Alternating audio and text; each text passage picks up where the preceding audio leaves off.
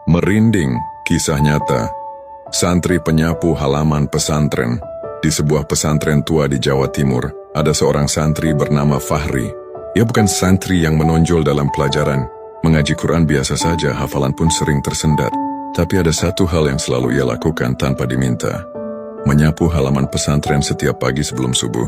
Ketika santri lain masih terlelap, ia sudah bangun. Sambil membawa sapu lidi, ia membersihkan dedaunan. Tak ada yang menyuruh, tak ada yang tahu. Ia hanya berkata, "Kalau halaman bersih, teman-teman saya bisa lebih khusyuk mengaji." Itu saja. Hari demi hari, bulan demi bulan, bertahun-tahun ia lakukan hal itu. Banyak yang menertawakan, "Fahri, ngapain capek-capek nyapu terus? Kan itu tugas marbot."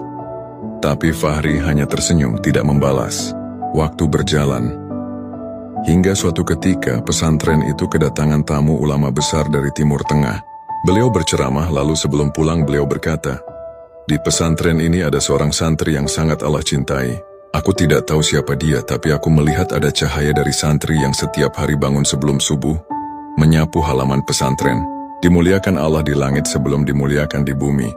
Semua santri terkejut, lalu satu persatu sadar, hanya Fahri yang selalu melakukan itu. Mereka menangis termasuk para ustadz. Beberapa tahun kemudian siapa sangka, Fahri justru menjadi ulama besar. Ia diutus belajar ke luar negeri dengan beasiswa penuh. Santri yang dulu diremehkan karena tak pandai menghafal, kini justru mengajarkan ribuan orang. Dan ketika ditanya rahasianya, ia hanya menjawab, "Saya tidak punya banyak ilmu waktu itu, maka saya cari amal kecil yang bisa saya jaga.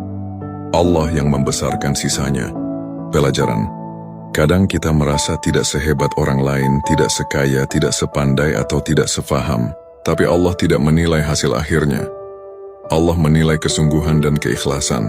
Amal kecil yang istiqomah bisa mengangkat derajat kita lebih tinggi dari yang kita sangka. Jangan sekali-kali meremehkan amal kebaikan. Walaupun hanya sekadar engkau bertemu saudaramu dengan wajah yang tersenyum.